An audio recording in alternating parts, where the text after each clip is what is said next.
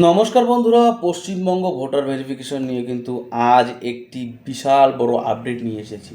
তো নির্বাচন কমিশনের নতুন সিদ্ধান্ত অনুযায়ী এবার কিন্তু 3 ভাগে ভোটারদের নামের তালিকা বা লিস্ট প্রকাশিত হতে চলেছে। আপনার নামে হেয়ারিংয়ের নোটিশ আসার আগে আপনি দেখে নিতে পারবেন আপনার নাম কোন তালিকায় আছে এবং কেন আপনাকে হেয়ারিংয়ে ডাকা হচ্ছে। সুপ্রিম কোর্টের নির্দেশের পর কমিশন এখন এই প্রক্রিয়ায় আরও স্বচ্ছ করতে চলেছে। আজকের এই ভিডিওতে আমরা এই 3 লিস্ট সম্পর্কে আপনাদের সাথে কিন্তু আলোচনা করব। তো কি জানানো হয়েছে নির্বাচন কমিশন সূত্রে? কয়েকদিন আগে কিন্তু সুপ্রিম কোর্ট নির্দেশ দিয়েছিল যে লজিক্যালি ডিসক্রিপেন্সি তালিকায় যাদের নাম আছে তাদের কিন্তু লিস্ট পঞ্চায়েত বা ব্লক অফিসে প্রকাশ করতে হবে। এছাড়া আদালত স্পষ্ট জানিয়ে দিয়েছে যে বয়স প্রমাণের জন্য মাধ্যমিকের অ্যাডমিট কার্ড কিন্তু অবশ্যই গ্রহণ করতে হবে, যা আগে নির্বাচন কমিশন কিন্তু বাতিল করেছিল। তো নির্বাচন কমিশন প্রায় 1,40,00,000 ভোটারের 3টি বিশেষ শ্রেণীতে ভাগ করে এই তালিকা কিন্তু প্রকাশ করবে। যাদের নামে 2002 সালের তালিকার সঙ্গে যুক্ত আছে কিন্তু নামের বানানের ভুল বা অন্য কোনো তথ্যগত সংগঠিত সমস্যা রয়েছে তাদের কিন্তু লিস্ট প্রকাশিত হবে। যাদের নাম 2002 সালের তালিকার সঙ্গে সরাসরি যুক্ত নেই তাদের নথিপত্র যাচাইয়ের জন্য কিন্তু অবশ্যই হেয়ারিংয়ে যেতে হবে।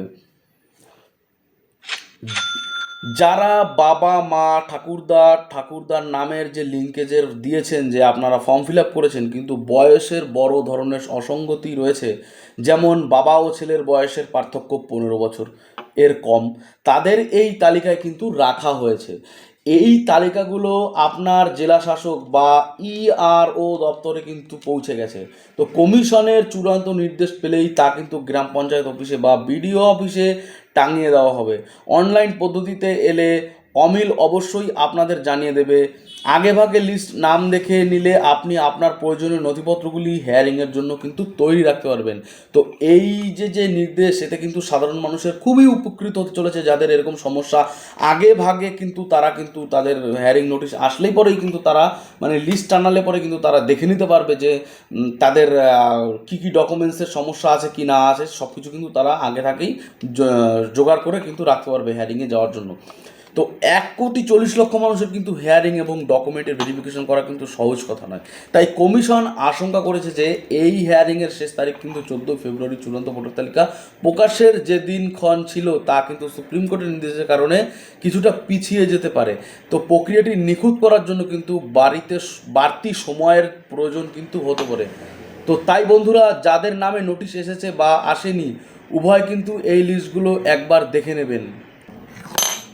সঠিক নথিপত্র দেখালে আপনার নাম অবশ্যই কিন্তু ফাইনাল ভোটার লিস্টে উঠে যাবে। তো ভিডিওটি ভালো লাগলে লাইক করুন এবং বন্ধুদের সাথে শেয়ার করে যান, যাতে তারা দুশ্চিন্তা থেকে মুক্ত হতে পারে।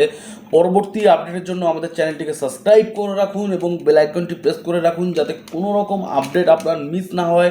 আর হ্যাঁ, আমাদের কিন্তু হোয়াটসঅ্যাপ চ্যানেল আছে, আপনারা কিন্তু লিঙ্ক আছে দেওয়া ভিডিওতে, সেখান থেকে কিন্তু আপনারা সরাসরি আমার হোয়াটসঅ্যাপ চ্যানেলেও কিন্তু জয়েন্ট হয়ে যেতে পারেন।